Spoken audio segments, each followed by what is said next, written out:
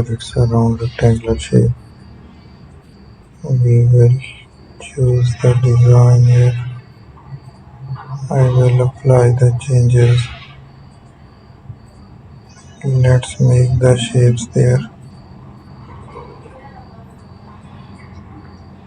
Add some different designs. We have to explore the paints there.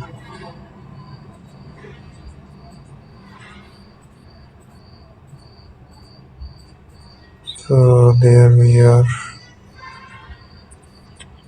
We will use the shapes there.